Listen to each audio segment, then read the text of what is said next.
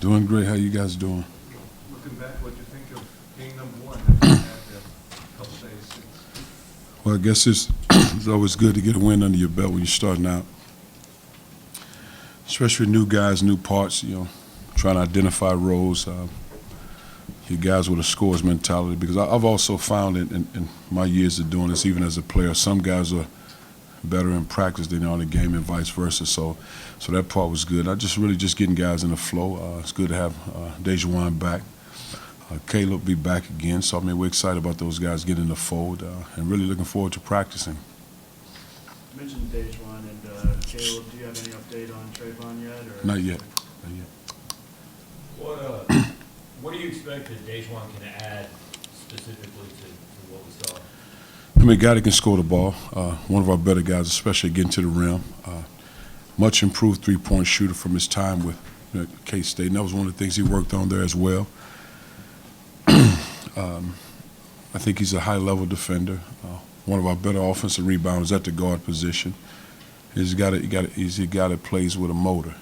He plays at a high level on both sides of the ball. How does the lineup change with him being available? He's a guy that could possibly. He was certainly a starter going into it, so he's a guy certainly a starter. So, but we'll look at it as we go. Yeah. This is a really early part of the year, obviously. What's so important about these first few games before you get into maybe the seemingly quote-unquote more important non-conference games that are getting into SEC play? Well, again, as you know, they're all important. The non-rivalry games. Yeah, I just think, again, with so many new guys trying to get rotations, who play well with each other, who's good in certain situations. Because I think there might have been a point where, again, excuse me, I think there might have been a point we had Anton and Boogie on the floor quite a bit. Well, they've rarely been on the floor together. You're talking June, July, because they've both been at that point guard position, but just really trying to get those guys more in practice together, and then kind of move Kobe at some point, do different things that way. But I just trying to get a solid rotation. If you can play 4 perimeter guys, 5 perimeter guys, because even though Kobe's a big guy, he's more of a perimeter guy, and just who flows well that way. And how do you defend certain things, whether you're front, the post, three-quarters. There's certain things you practice, but oftentimes the game presents different things. But just really trying to find a solid rotation. And everything we do, we're trying to find minutes for Jordan, especially when you play teams where all of a sudden the lineups might be a little smaller. We still have to find a way to get them on the floor. Was there anything that kind of surprised you, or kind of you learned you hadn't seen in practice, of just seeing guys in different rotations actually in a live game? Well, not really, because I think you have guys with a mentality to score the ball, aggressive mentality. So that part is good. I think spending more time with zone, because that's not something we do a lot of. But flowing into it and not. I think one of the things that we'll work on today is flowing into the zone offense and not necessarily stopping at half court because they run the zone. You got to get out and run the same way, because you can hit the wings and the corners and still play, and just being assertive that way. Talk a lot about Javon and Kobe's leadership. Did you see anyone else kind of emerge as leadership maybe when you guys are going through the not so great moments of the game, the highs and lows, stuff like that? Well, not so much as seeing, because it's in most cases down the stretch the same guys on the floor. But what I did here on the sideline, a guy like Anton, a guy like Yaya, those guys are vocal guys, and you saw them in the summer with their ability to lead because they were able to communicate. Now it's just a matter of going through it as freshmen, whatever the ups and downs are. But those guys, they'll communicate through our games. And I thought, Dejuan, and forgive me, sometimes I call him quiet, but so I'm talking about the same guy. He does a good job leading and being vocal as well. So you can certainly hear it on the sidelines. Cuonzo, you mentioned after the game just how Kobe was hard to get in the flow of the game because of his fouls. What's it say about him that he kind of took over there late, even with 4 fouls, got to the free throw line a bunch? Well, he's that guy. And again, Kobe's a guy. You watch him in workouts, he get into the rim, making plays, it looks great. But the thing for him is get him to understand, have the mentality to score every time down. Because he's a guy that naturally wants to facilitate and make plays. I would consider him an elite level rebounder, the way he's crashing the glass, especially second half of the season up until now. And he's a guy that facilitates, and he had 4 turnovers, but really those turnovers are trying to get guys the ball. And you don't mind those, but again, I felt like in watching film, 3 of those he should have made plays on his own. But he's that type of guy, just really getting him to understand every time down, even if you're designing plays for him, having the ball in hand, make a play at the rim. Because he's so physical and strong, once you get there, you have to make a decision Plus, he's already a willing passer. But just, I thought the maturity as a basketball player, having 4 fouls to finish the game the way he did, but also stayed aggressive. And I said to him, if you foul out being aggressive. He's going to find himself the line probably a lot. How have you seen him with a free throw shooter? Oh, not bad. Much improved free throw shooter, but I think the more he gets to the line, the better free throw shooter he'll become. I know that the issue with Gordon was, I guess, an unsanctioned summer league. Yes. Is there anything you can explain about that rule or how that came about, kind of what led to him having to miss a game?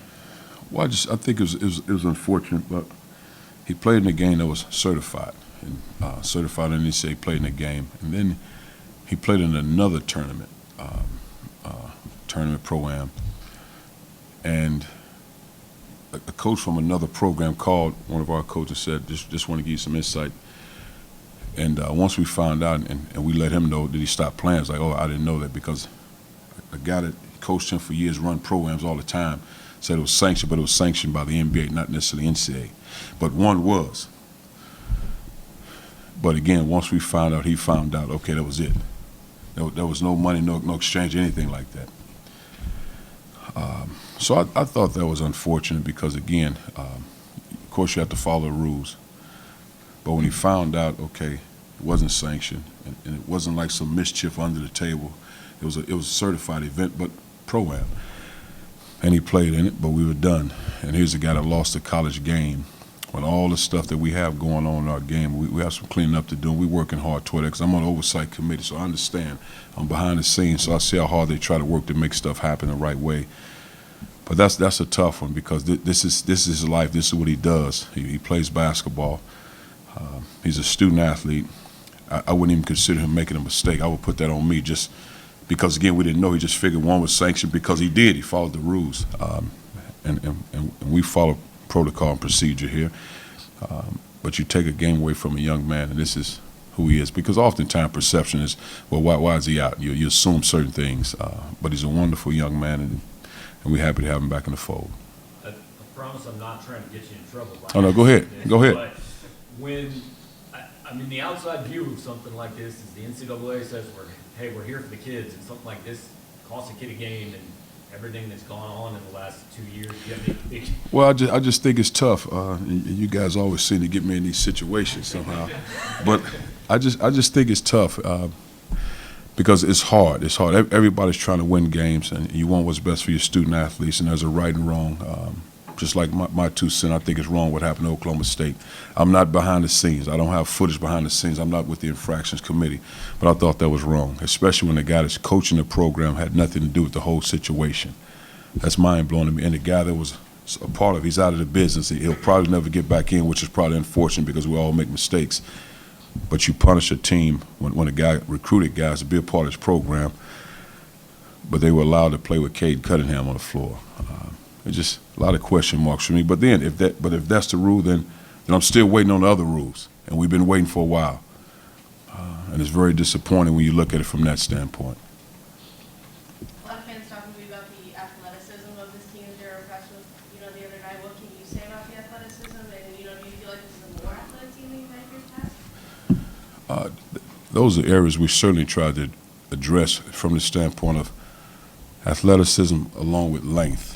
But also having guys understand you can play 10 guys and everybody still can be successful. Years ago used to be the mentality where somebody scored 20 points, they have a chance to be an NBA player and that sort of thing, because that's their mindset. But you can score 8 points and be a first-round draft pick. You can score 6 points and be a second-round draft pick. It's about being a great team and understanding. And what NBA sees, yes, they see talent, but they also see production per minute. There are many guys that average 20 points a game but shoot 16, 17 shots.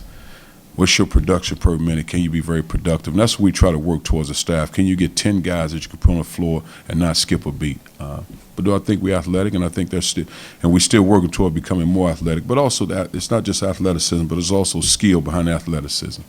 Yes. Cuonzo, I know he didn't play a lot, but what do you think of Anton the other night? I mean, he's going to give you different looks going forward. Oh, sky's the limit. Sky's the limit because if you said, put guys on the floor and say who can make 20, 30 shots in a row he would certainly be one of those guys. I mean, he can shoot at a high level. He's really improved. He's a point guard with the mentality to score, which is great. But even in scoring, don't necessarily settle for threes, even though he can shoot threes. Be aggressive, pushing the ball in transition, because I thought he did the best job of looking ahead, getting the ball out, looking up, and forcing your perimeter guys to run. So I thought that part was great. Now, when you get the ball back in your hand and make plays, get to the rim, make plays, find guys, because he's fast, he's shifty around the rim. He has the floaters, he has all the maneuvers around the basket. But again, he's a high-level three-point shooter. Anytime he's open, shoot him at all time. Even the three threes that he shot in the game, I wouldn't necessarily say he was ready to shoot them. It was kind of like, okay, let me shoot, as opposed to ready to shoot the ball and making a play. Because he's a guy you would want on the floor if a team is playing the zone, because you have to guard him. With the 18-second chance points you guys had in the game, what did you like about how they're crashing the offensive plays? We've been doing that, and that's been an emphasis. But I think especially Ronnie, Javon, Kobe, and Dejuan, those guys are high-level offensive rebounders. They're chasing them, and they're relentless in it. Other guys are getting better at it. The more Yaya's athleticism come back, the more he conditions his body at this level, all the stuff that's involved, he's a high-level offensive rebounder as well. So we have guys that really take pride in that. But I think those four that I mentioned, they're trying to get them every chance they get. Cuonzo, I believe now that the 2022 guys have signed, you can specifically talk about them now.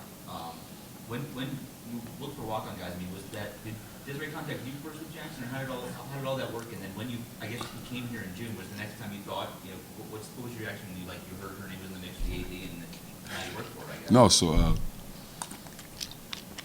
well, again, you're talking about me knowing somebody for 10 years. So just even when I was say I'm out recruiting in Vegas, they have tournaments all the time, and I'll see them. We'll stop by, maybe have dinner, whatever, and we would talk about it. It's not necessarily, okay, I'm coming on this date, that day. You're talking about when he was young all the way up. So when they came this summer, and we talked about it, I said, great. Yeah, I mean, because you're talking about a young man that, more than anything, outside of whether he gets on the floor or not, he understands what he's getting himself into. And I think that is important. When you're walking on a program, there's a chance I might not ever play, but I still have to have the same amount of impact on and off the court as I do as my fellow teammates. I think that part is very important. Same stuff I kind of mentioned to him, I mentioned to my son who walked on at Purdue. The same things. You have to do everything that's involved with the team. You might not ever see the floor. You don't ask for minutes. You don't complain about minutes. You go about your job, your day-to-day. You be the best student athlete you can be. It's the same stuff. Now, if you want to be a part of it, great. And we probably still looking at a couple walk-ons as we speak. I might even go over to the rec here and there, just get a couple guys, just for practice purposes. That's not a joke. That's real. I mean, you can laugh, but just from practice standpoint, to get more guys over there. I'm not going to play over there, but probably get a couple guys, because I think you need more in the fold. And we have three behind the scenes, but for eligibility reasons, they can't be a part of the roster. But we're trying to get about 3 or 4 more guys. Yeah. As far as the scholarship guys you signed this week, what did you see out of Christian Jones that convinced you to jump on that? Well, I think he's a guy from end to end. You're talking about laying the ball up from end to end in 4 seconds. He's long, he's athletic, he's about 6'5". I think the biggest key with him was just continued strength, as well as all 3 of the guys, but continued strength. But he can shoot the ball, he can get to the rim, he can make plays, he's shifty with the basketball, especially at his size. Talking about a guy that can play at the point, 6'5". But I love his ability to get to the basket and make plays. Willing passer as well, but also getting downhill. And as he adds strength, I think he'll be a really good ball player. Plus he's getting some great coaching.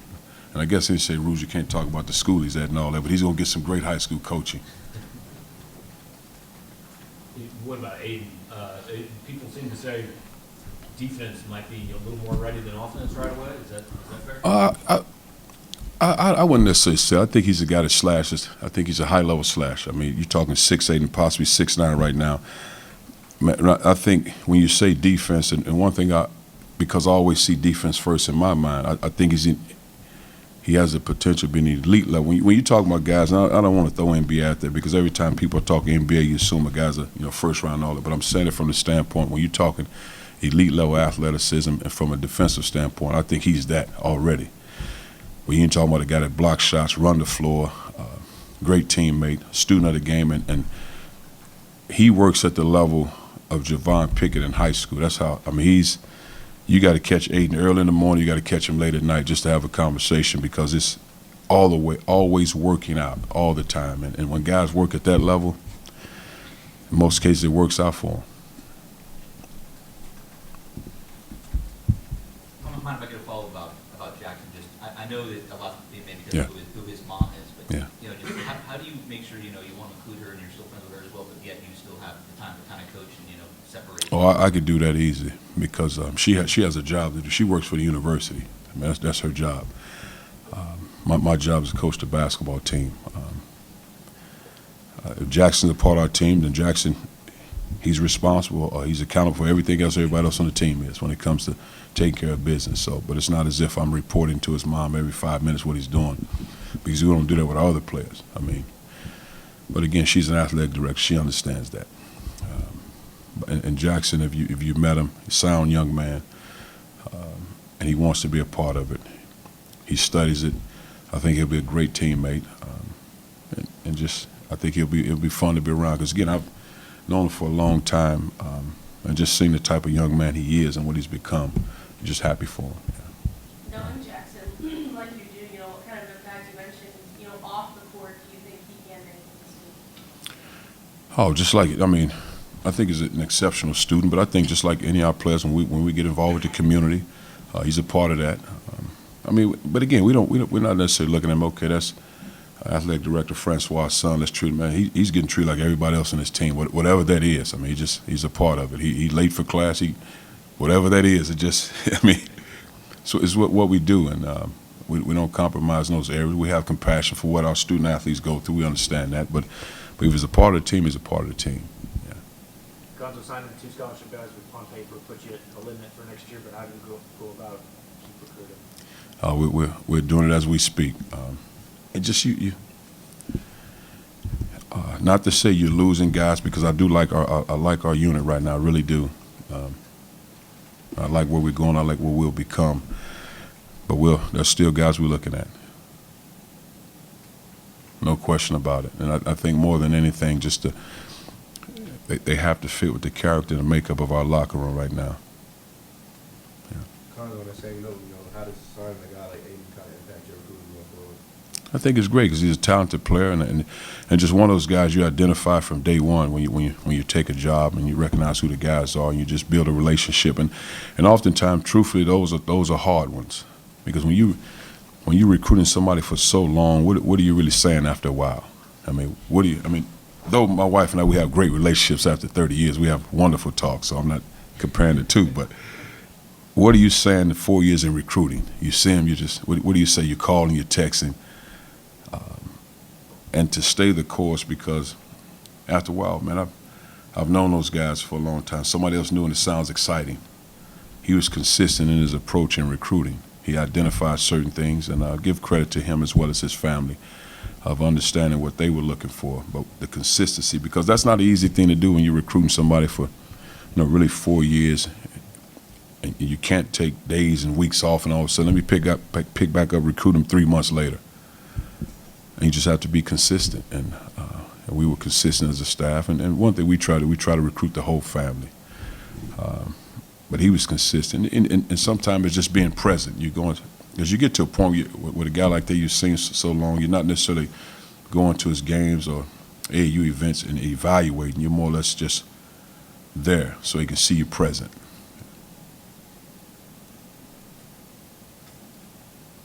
Ahead of Monday's game, Kansas City ran one of the slowest offenses last year.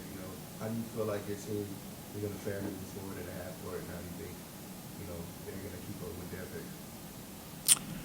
How do you think we'll keep up with UMKC's pace? Yeah. Oh, we just got to get out and play the way we play.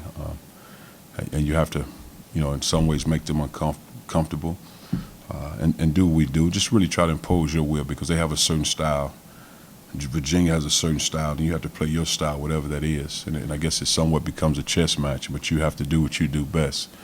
You can't get consumed with that.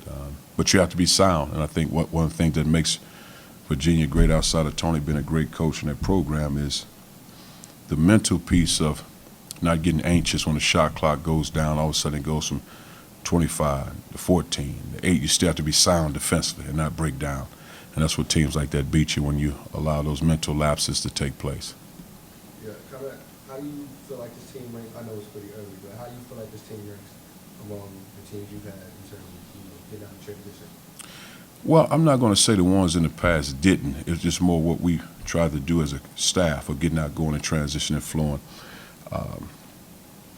I think you have more decision makers, more ball handlers on this roster, and more guys can get up and make plays. I think we have a pretty good shooting team right now, in my opinion. I think the area that we have to grow on from last year, because I thought Jeremiah Mitchell did a great job of sprinting down the floor. We have to get that part from that position. Now, Jordan is not necessarily a sprinter like Jeremiah Mitchell, but Yaya is. And Kobe in some situations he is. But once you get that part, then everything else falls in line. But I think from a perimeter standpoint, those guys are getting out and going. And anytime you can have multiple guys on the floor that can make a decision with the ball, I think it helps your offense. And I think that's tougher to defend. Yeah, kind of talking about Yaya, how do you feel like he's eased into his minutes? I know you guys are trying to ease him back or whatever. Do you feel like he's 100% or? I think he's healthy, yes, but I think the 100% comes in not necessarily pain in his body, but just the reps. Because you go a year removed from playing, and it's not as if you're going back to where you were playing. You a year removed now at a higher level. The pace of things now, you're defending more on the perimeter than you've ever defended on the perimeter before. Different type of ball screen coverage. I'm guarding a big guy that stays around the rim. Now I'm guarding a guy that shoots threes.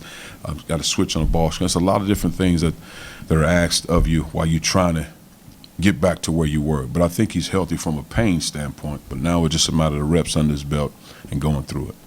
With all that in mind, what did you think of his performance in the match? After when he settled in, because that first few minutes I was ooh. But once he settled in, he was good. Because, again, it moves so fast, and it's real. And everybody can play. And the one thing about with the transfer portal, it gives teams balance. Because I can safely say, with all due respect, that the team that we scheduled to play Central Michigan, that wasn't the same team that we played the other night. A mixture of guys, all of a sudden, that's a different team. So you're not walking into games, let's go have a little fun. It's a different team. So same thing for him. Unfortunately, Anton as well as Sean, Caleb, they don't really have the luxury of going into college where you a lot of those games. And I don't think those games are good, and we might have some here and there. Where you schedule games, you probably end up 50-point win. I just feel like let's play teams, let's compete, let's get better. When it's all said and done, we're a program, we want to play those teams, and you look up years later, we had an opportunity to play a certain type of schedule. So they might not get the chance to patent the stats like it used to be 10, 20 years ago, like when I was in college, get a few points in there, but they'll be better for it. Cuonzo, you said you know Ronnie since I think his junior year of high school, you said? Yes. Was that more Yeah. on the AAU circuit? Was that on? No, we looked at it. Well, again, Coach Corn went to Colorado. So he knows the family, knows all that, Chauncey Billups and all that. So yes, so we were looking at him then. Then he went to a prep school, so we were still looking at him. But we, decided to do something different, and I'm glad he's back in our family. You've mentioned in the past with guys who played for opponents, maybe like in Nick Richards at Kentucky. You happy to see guys develop away from you. What can you speak to what he did not under your tutelage that is helping him now? Oh, Ronnie's again, his dad's a coach, so he's getting what he needs to get from a basketball standpoint. But Ronnie's also one of those guys and a teammate. Whatever it takes to get done, whatever it takes to win, what does our team need to do for us to be successful? Ronnie's as a coach, that's easy. Those are the ones that you want as a coach, and it's peaceful and it's easy because he's going to do what it takes for the team to be successful. And oftentimes we as coaches, we have a tendency to neglect guys like that because they do all the right things, and you get consumed with guys that are, ruffling little feathers here and there, and you spend so much time there as opposed to giving your time there. So I've tried to do it in the past year and a half of giving a lot of time to guys like Ronnie DeGray, Javon Pickett for doing what they do and applauding that and not taking it for granted. Coach, you're talking about playing tonight. I know you a lot of new guys on other bases, and you had a whole offseason to prepare, but did Tuesday teach you anything new about what this team brings to the board? Do you further games ahead are gonna help you feel out this roster a little bit more? Tuesday certainly helps, but I think every game helps because you have to go through it because every game presents something different. And then you have other guys in the fold. I mean, to be able to get out there with a win without key guys not even playing. So that part is great. But I think, a team that wants to play with a level of toughness, we have to continue to play smart all the time. We have to be very competitive. We have to show great leadership, whether you're a freshman or a senior, great leadership and just a compassion for each other. We have to find everything in our power. I want to see my teammate be very successful. And I thought Javon in that particular game, and it's really his first time since he's been in the program, showed a great amount of leadership through the course of a game, communicating with guys at free throws, timeouts, and that's impressive. And that's what it takes as a team, and handling constructive criticism amongst your teammates with respect and understanding it's just about us being successful as a team. And I think, again, we have that right now. We just got to continue to foster that and work toward it. So I think we have the parts to be very successful. And, again, you have to go through a lot of different things, and every game presents something differently. But I like where we are. What did you think of Sean's performance the other night? Just a guy who you said he needs to get some reps under his belt and got a couple of minutes. What do you think you saw from him? Not bad, not bad. Sean missed that 1-3, but Sean has really improved his three-point shot. And Sean, one of those guys, again, I think he can make out of 10 shots, 8 to 10 shots, 7 to 10 shots, shooting threes. I think he can. Has good athleticism, and we got to continue to find time to find ways to get him on the floor. Thank you.